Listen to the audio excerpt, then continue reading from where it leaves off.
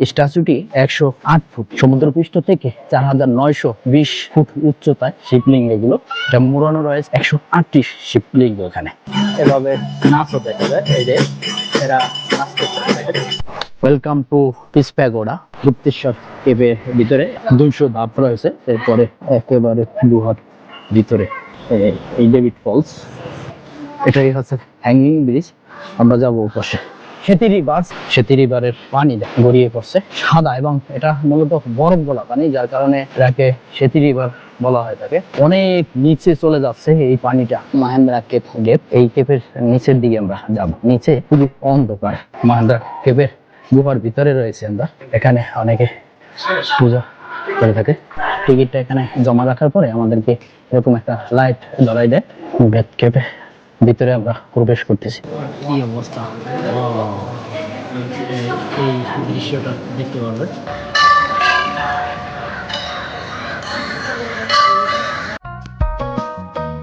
গত দিনে এখান থেকে টুরিস্ট বাসের book this memory Nepal travel and tracker 9:30 থেকে আমাদেরকে 5:30 পর্যন্ত ঘুরিয়ে দেখাইবে। 600 রুপি করে। আমরা দুইজন 1200 রুপি দিয়ে দুইজনে ঘুরবো। টুরিস্ট বাসে কম খরচে ঘুরতে চান তাহলে আগের রাত্রেই করে রাখবেন এটা। তাহলে দেখা যায় যে আপনাদের যে হোটেল রয়েছে ওই হোটেলে গিয়ে তারা পিক আপ করে এখানে নিয়ে আসবে। আমরা এখান থেকে টিকিট করেছি। এর পাশেই রয়েছে মূলত বোট স্টেশন, কালবাহী যে প্রধান গেট এই পাশে। আর এই পাশে রয়েছে হেলেন চক। আমাদেরকে হেলেন চকে দাঁড়াতে বলছে। হাঁটতে হাঁটতে হেলেন চক চলে আসছি। এই যে এটাই মূলত হেলেন চক বলা হয়, গোল চত্বর হেলেন চকের। এটা হেলেন চক। এখানে দাঁড়ালে ওই বাসগুলো দাঁড়িয়ে রয়েছে, ওগুলো পৃথিবী চক বা 0 কিলোমিটার এই বাসগুলো যায়। আর এ পাশে রয়েছে লেফট সাইড। আমরা একটু সামনের দিকে যাবো। লেফট সাইডে কত চমৎকার ছাতার মতো এই হেলেন চকের বরাবর নিচের দিকে নামলেই মূলত লেফট সাইড। হেলেন চকের পাশেই এখানে অনেকগুলো রেস্টুরেন্ট রয়েছে। আর যেহেতু আমাদের বাস আসতে প্রায় আধা ঘন্টার মতো সময় রয়েছে, তাই আমরা এখানে নাস্তা করে নেব। 30 টাকা, এটা 30 টাকা, এটা 50 টাকা। এটাও নিয়েছি একটা। দুইজনে দেখি নেপালি একটি পরব করে, টেস্ট পরব করে দেখি। শোনো, কেমন মনে হইতেছে? মূলত চালের গুঁড়ার আর কি, মিষ্টি জাতীয়। অলরেডি 9:30 বেজে গেছে। বাসের জন্য অপেক্ষা করতেছি, এখানে দাঁড়িয়ে রয়েছে। আমাদের গাড়ি চলে আসছে। এই গাড়িতে উঠবো এবং এখান থেকে আমাদেরকে নিয়ে যাবে। আমরা গাড়িতে বসছি এবং আমাদের গাড়ি চলতেছে। এখানে অনেকগুলো স্পটের ছবি টানানো রয়েছে। মূলত এগুলোই তারা ঘুরিয়ে দেখাবে। यहाँ पे हम सूर में जा रहे हैं। डेविस फॉल गुप्तेश्वर, यहाँ 1 घंटे का टाइमिंग होता है। 1 घंटे में आपको 2 बार देख के गाड़ी में आना है। उसके बाद में डुमरी कोट, ड्रीम सिटी, शांति स्तूप, सेती river, hanging bridge, Mahendra cab बैठ के बिंदाबासी लास्ट में फेवर लेक जाएंगे। हमारे यहाँ 1 घंटे विपिन दाई कति बज्यो? 10:20 भनेपछि 11:20 मा गाडीमा आइपुग्नु पर्ने हुन्छ है। 11:20 तपाईको रिपिट टाइम 11:20 मा गाडीमा आउनु पर्ने हुन्छ है। दुईटा पोइन्ट हेरेर আমাদের প্রথম স্টপেজে চলে আসছি। ডেভিড ফলস এবং গুপ্তেশ্বর কেভ 1 ঘন্টা টাইম দিয়েছে। আমরা 1 ঘন্টার ভিতরেই এই দুইটা দেখে চলে আসবো ইনশাআল্লাহ। গুপ্তেশ্বর কেভের ভিতরে দেখি, ভিতরে যাব। দুইটার জন্য আমাদেরকে 1 ঘন্টা টাইম দিয়েছে। 11:20 মিনিটে আবার আমাদেরকে থাকতে হবে। টিকিট কাউন্টার আমাদের বাংলাদেশিদের জন্য 100 টাকা করে।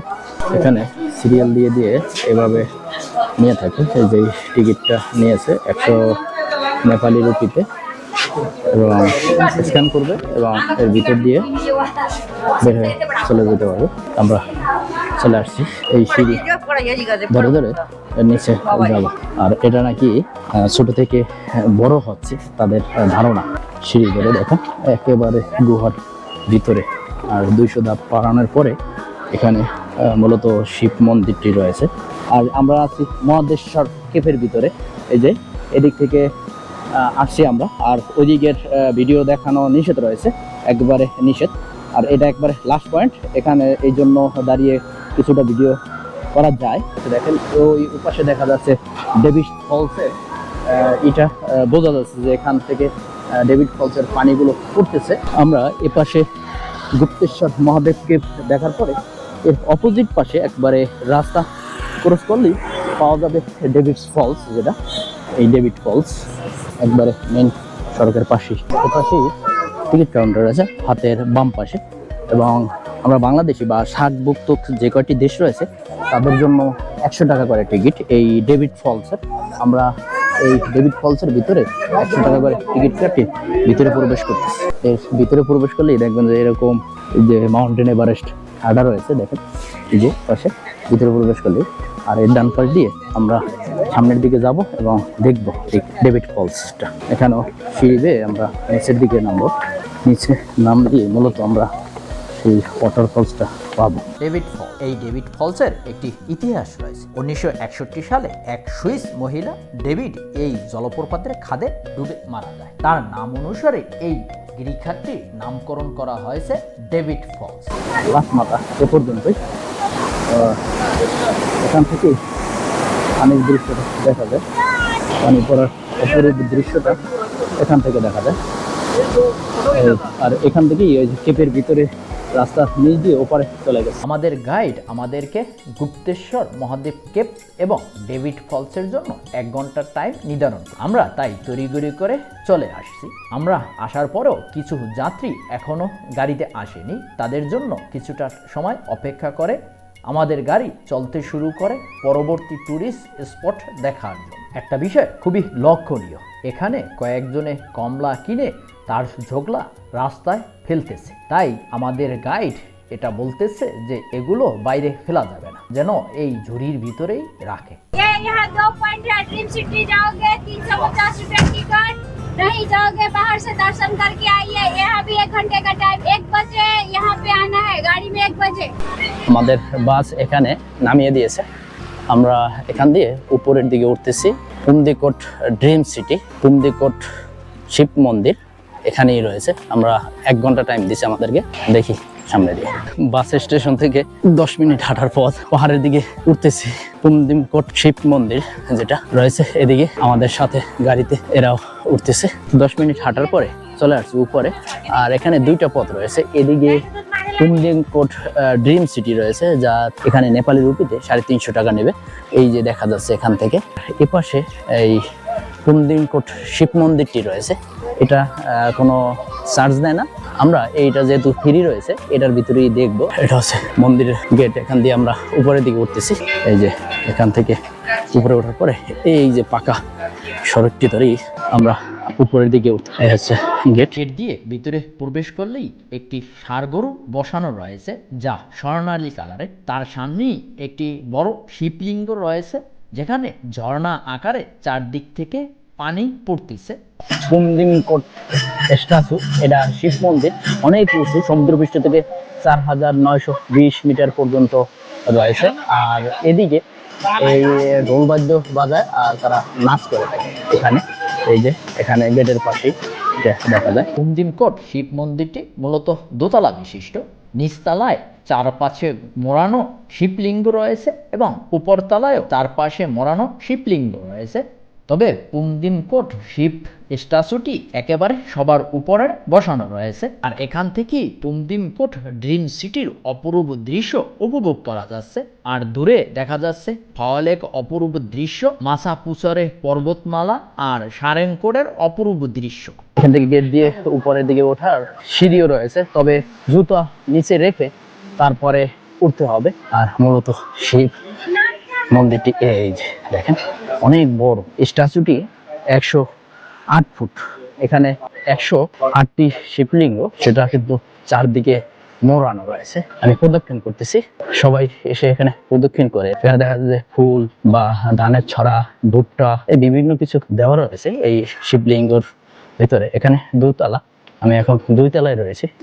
আর এই নিচে রয়েছে ফাওয়ালেক, আর ওই চূড়াটা হচ্ছে মাসাপুচে পর্বতমালা, এবং ওদিকেই রয়েছে সারেংকোট এর ওপাশ। বন্ধু, এই এলাকাটা কেমন লাগলো? মোটামুটি নেপালে যত কয়টা জায়গায় ঘুরছি সব কয়টাই মোটামুটি ভালো লাগছে। তবে এটা অনেক সুন্দর এবং সুন্দর একটা এরিয়া, যদিও এটা হিন্দুদের একটা তীর্থস্থান। অবশ্যই নেপাল অসাধারণ, খুব সুন্দর একটা জায়গা, খুব ভালো লাগছে। এখান থেকে ওই সে দূরে দেখা যাচ্ছে যে ওয়ার্ল্ড পিস প্যাগোডা, আমরা এটার পরে ওখানেই যাব। দীর্ঘ সময় আমরা এখানে অতিবাহিত করি, প্রায় 45 মিনিট হয়ে গেছে, আমাদের আর 15 মিনিট বাকি আছে, তাই আমরা এখন বাসের দিকে চলে যাব। আমরা চলে যাচ্ছি আর অনেকে উপরে উঠতেছে, অর্থাৎ তারা ঢুকতেছে। তবে নামতে নামতে এখানে অনেকগুলো দোকান দেখতে পাই, বিভিন্ন পণ্য সামগ্রী নিয়ে বসে রয়েছে, বিশেষ করে মন্দিরের পূজা আর্চনা করার জন্য যেসব জিনিসপত্র দরকার হয়। আমরা 12টায় গেছি এবং এখন 1টা বাজে, আমরা চলে আসছি বাসের কাছে।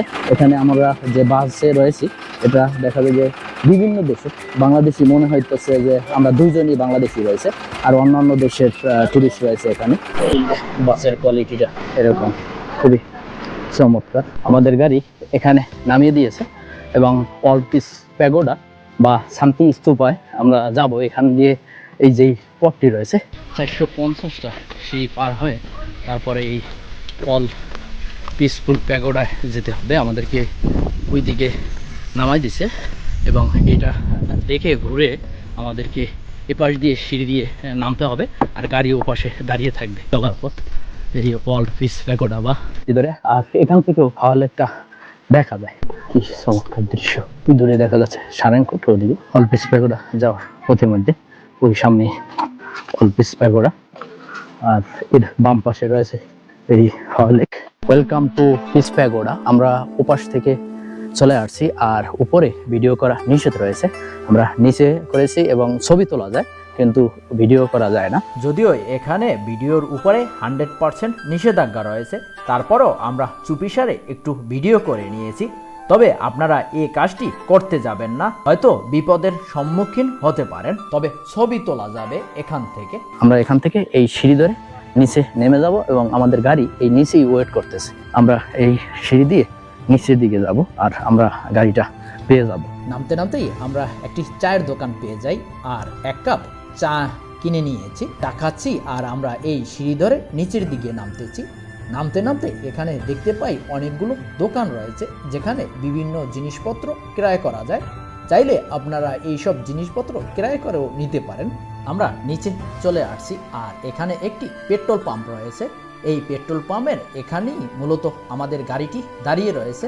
আমরা এখন গাড়িতে উঠব এবং আমাদেরকে নিয়ে গাড়ি পরবর্তী যে টুরিস্ট স্পট রয়েছে সেদিকে যাবে। আমাদের গাড়ি এই মেইন রোডের পাশে নামিয়ে দিয়েছে, আর এখানে রয়েছে সেতী রিভার এবং একটা রয়েছে হ্যাঙ্গিং ব্রিজ, আর লাঞ্চের টাইমও দিয়েছে এখানে 1 ঘন্টা। আমাদের বাসটা এই দাঁড়িয়ে আছে, এখান থেকে আমাদেরকে নামিয়ে দিয়েছে। এর পাশে এই যে সেতী রিভার্স গেট, এখান দিয়ে ভিতরে প্রবেশ করব। চলো আমাদের সাথে। এই যে এই ঢোকার গেট, এভাবে ঢুকতে হয়। সেতী রিভারের গেট দিয়ে প্রবেশ করলে এখানে 30 রুপি করে টিকিট নেবে এবং এই পার্কের মতো এটা হচ্ছে হাঁটার পথ। এই হাঁটার পথ ধরে আমরা নিচের দিকে যাবো, আর এখানেই পেয়ে যাব সেতী রিভারটা। মূলত একটা পার্কের মতো এটা, এই পার্কের ভিতর দিয়েই যেতে হয়। পার্কের ভিতরে এই যে সিঁড়ি রয়েছে, সবাই ঘুরে চলে আসছে, আমরা যাচ্ছি। এই যে ওয়াও, এখানে কি পরিমাণ পানি যাচ্ছে দেখেন, কিভাবে পানি যাচ্ছে। সেতী রিভারের পানি দেখেন গড়িয়ে পড়ছে সাদা, এবং এটা মূলত বরফ গলা পানি, যার কারণে এটাকে সেতী রিভার বলা হয়ে থাকে। এই পর্যন্ত এটা শেষ। এইখান থেকে ঘুরে এই যে কৃত্রিম ভাবে এভাবে পানি পড়ে দেখেন, অনেক নিচে এদিকে যাচ্ছে। এখানে রয়েছে একটি হ্যাঙ্গিং ব্রিজ, এদিক থেকে আমাদের গাড়ির সবাই আসতেছে, আর এদিকে একটা দিক নির্দেশনা রয়েছে, এই যে হাতের বাম পাশ ধরে যেতে হবে। এই সামনে রয়েছে হ্যাঙ্গিং ব্রিজ, যা এখানে স্থানীয় ভাষায় যদিও তারা পুল বলে। এটাই হচ্ছে হ্যাঙ্গিং ব্রিজ। আমরা যাবো ওপাশে, দেখি অনেক পর্যটক রয়েছে এখানে। স্থানীয় লোক ওপাশ থেকে এপাশে যাতায়াত করে, যার কারণে এই ব্রিজটা করা হয়েছে। আমাদের দেশের কারেন্টের তার যুক্ত যেগুলো, ওটার থেকে 4 গুণ বা 5 গুণ মোটা। এই যে এর উপরে আবার লোহার স্টিল দেওয়া রয়েছে, 2টা টানা দিয়ে রাখছে দেখেন। তবে এখান থেকে অনেক নিচে, যা দেখা যায় কিনা আমি জানি না, আমাদের ভিডিওর মাধ্যমে দেখেন অনেক নিচে। আর এই দেখেন কি ভয়ানক একটি অবস্থা, যদি এখন পানি নেই, নিচে শুকনো অবস্থায় রয়েছে। কেমন লাগলো বন্ধু? অনেক ভালো লাগছে। আসলে আমরা যে কটা ব্রিজ দেখছি, হ্যাঙ্গিং ব্রিজ, তার ভিতরে এটি সবচেয়ে বড় ব্রিজ। আর মূলত এই ব্রিজগুলো এক পার থেকে অন্য পাশে স্থানীয় লোকদের যাতায়াতের জন্য, এটা আনন্দ করার জন্য নয়। দেখা শেষ আমাদের এই হ্যাঙ্গিং ব্রিজ, আমাদের গাড়ি এই পার্কিংয়ে নামিয়ে দিয়েছে। আমরা মাহেন্দ্রা ক্যাপে ঢুকবো, আর এখানেও টিকিট রয়েছে। এই যে ক্যাব, আমার সঙ্গী বন্ধু টিকিট কাটতেছে। সার্বভৌম দেশে 80 রুপি করে ওরা নিয়ে থাকে চার্জ। টিকিট কেটে দুইজনে এর ভিতরে প্রবেশ করব। আর এই যে নাম লেখা রয়েছে মাহেন্দ্রা ক্যাব। ভিতরে ঢুকলেই একটা বাগানের মতো পরিবেশ পাওয়া যায়। হাতের বাম পাশ ধরে আমরা হাঁটতেছি, দিক নির্দেশনাও রয়েছে এখানে। ক্যাব করে তো এই পথ ধরে যেতে হবে। এর আগে একটা ভিউ পয়েন্ট পাওয়া যায় যেখানে ছবি তোলার জন্য নাম লেখা রয়েছে মাহেন্দ্র কেপ। এর পাশ দিয়ে নিচে মূলত কেপটা লেখাযুক্ত রয়েছে। এর পাশ ধরে এই যে মূলত গুহার দিকে যেতে এই পথ। এই একটা গেট রয়েছে মাহেন্দ্রা কেপ গেট, আর এখানে সিসি ক্যামেরার আওতা রয়েছে, আর এখানে মন্দিরও রয়েছে, যার কারণে এই কেপের নিচের দিকে আমরা যাব। চলুন, এই যে নিচে খুবই অন্ধকার। কেবের অন্ধকারের ভিতর দিয়ে হাঁটছি, তবে কিছু কিছু জায়গায় দেখতে পাচ্ছি লাইটও জ্বলতেছে। মাহেন্দ্রা কেপের গুহার ভিতরে রয়েছে আমরা। এভাবে দুই দিকে যাওয়া যায়। এদিক থেকে আসার পরে এখানে এক্সিট একটা লেখা রয়েছে, এর ডান পাশ ধরে এদিক দিয়ে আমরা একটু যাব সামনের দিকে। এর ভিতরে আলো দেওয়া রয়েছে, যার কারণে হাঁটতে সুবিধা। পানি ঘুরিয়ে ঘুরিয়ে পড়ে। এই গুহার ভিতর দিয়ে আমরা হাঁটতেছি, আর দেখতে পাচ্ছি অনেক লোকও রয়েছে। আর এই শেষ প্রান্তে একটি মন্দির রয়েছে, যার কারণে এখানে অনেক হিন্দু ধর্মাবলম্বীরা এখানে পূজা আশ্রা করতেছে। আবার এটার দিকে বের হয়ে চলে যাচ্ছি এক্সিট পয়েন্ট। এই পয়েন্ট দিয়ে বের হলেই এপাশে আমাদের গাড়ি রয়েছে। গাড়িতে উঠে আমাদের পরবর্তী বেড ক্যাম্প ওখানে চলে যাব। এই যে এই বাসটা আমাদের এখানে 25 মিনিট সময় দিয়েছে, আর আমাদের গাইড মাহেন্দ্রা কেপের থেকে 10 মিনিটের মতো বাস চালার পরে এর পাশেই রয়েছে বেড ক্যাম্প ও টিকিট কাউন্টার রয়েছে, এই যে হাতের ডান পাশে। আর এতে দিয়ে মূলত আমাদেরকে যেতে হবে 80 রুপি করে সার্কভুক্ত দেশের জন্য। আর এখানে টিকিট কাটার পরে আমরা ভিতরে প্রবেশ করতেছি। টিকিটটা এখানে জমা রাখার পরে আমাদেরকে এরকম একটা লাইট ধরাই দেয়, আর এর ভিতরে গুহা রয়েছে। আমরা নিচের দিকে জাস্ট বেড ক্যাপে ভিতরে আমরা প্রবেশ করতেছি। দেখেন কি অন্ধকার।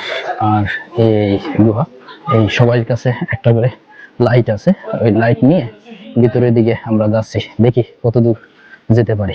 সবার মতো আমাদের হাতেও একটি লাইট রয়েছে, আর খুব কেয়ারফুলি আমরা এই গুহার ভিতর দিয়ে সামনের দিকে এগিয়ে যাচ্ছি। প্রায় 10 মিনিট আসার পরেই আমরা সেই কাঙ্ক্ষিত পয়েন্টে চলে আসি, যেটা হচ্ছে এখানে চামচিকা বলা হয় আমাদের স্থানীয় ভাষায়, যেগুলো এই গুহার পাহাড়ের সাথে আটকিয়ে রয়েছে। খুবই অসাধারণ দেখাচ্ছে, দেখেন কি অবস্থা। দীর্ঘ সময় দাঁড়িয়ে আমরা এই দৃশ্যগুলো উপভোগ করলাম। এবার যাওয়ার পালা, কারণ আমাদের হাতে সময় খুবই কম রয়েছে। তাই এবার আমরা যে পথ দিয়ে এই গুহায় ভিতরে ঢুকেছি সেই পথ দিয়ে আবার বের হয়ে চলে যাব। छोड़ेंगे जिसको होटल उतरना उधर नहीं तो शिवालिक। यहाँ 20 मिनट का टाइमिंग है, टेम्पल है विंध्यवासिनी। आउनुहोस् है विंध्यवासिनी मन्दिर आइपुगेको छ। हामीहरू दर्शन गरे आउनुहोस्, त्यसपछि फेवाताल छोडिदिन्छौँ। 20 মিনিট টাইম দিয়েছে। আমরা হেঁটে এই মন্দিরের দিকে যাবো। এটা হচ্ছে বৃন্দাবাসিনী মন্দির, বৃন্দাবাসিনী মন্দিরের গেট। আর এখানে দেখা যায় আমরা উপরের দিকে উঠতেছে। এখানে সিঁড়ি রয়েছে অনেকগুলো, আমাদেরকে উপরে উঠতে হবে। এই সিঁড়ি বেয়ে আমাদেরকে উপরে উঠতে হবে, আর উঠেই আমাদের পায়ের জুতোগুলো এই এখানে খুলে রেখে তারপরে মন্দিরের ভিতরে যেতে হবে। বৃন্দাবাসিনী মন্দির এই, আর এটা সবচেয়ে পুরাতন একটি মন্দির। এই যে গেট দিয়ে ভিতরে প্রবেশ করলেই এই উপরের দৃশ্যটা এরকম। আমরা মন্দিরের আশপাশে ঘুরে দেখতেছি, তবে এক জায়গায় দেখতে পাচ্ছি অনেকগুলো ঘন্টা ঝুলানো রয়েছে। অনেকে এখানে টুংটাং শব্দ করে আওয়াজ করতেছে। কি জন্য যে এটা করে তা তারাই ভালো জানে, আমার এর সম্পর্কে ভালো ধারণা নেই। এই মন্দিরের আরও একটি গেট রয়েছে, যা এখান থেকে ওঠা যায় এবং নামা যায়, তবে জুতা খুলেই উঠতে হবে এই মন্দিরে। আমাদের সর্বশেষ ট্যুরিস্ট স্পট হচ্ছে ফাওয়া লেক। ফাওয়া লেকের লেক সাইডে যখন আসি তখন রাত্রি হয়ে গেছে, তাই এখানে বোট রাইডিং করা যাবে না, তবে লেকের আশেপাশে ঘোরা যাবে। আমরা ড্রাইভার এবং আমাদের ট্যুরিস্ট গাইডকে বিদায় জানিয়ে নেমে পড়তেছি এই হেলেনচক লেক সাইডের পাশে। থ্যাংক ইউ দিদি, thank you, bye bye bye. Bye. বিদায় বেলায় একটা রিকোয়েস্ট থাকবে, আমার ভিডিওটিতে যদি আপনার কোনো উপকারে এসে থাকে তাহলে আমার চ্যানেলটি সাবস্ক্রাইব করবেন, পাশে থাকা বেল আইকনটি প্রেস করবেন।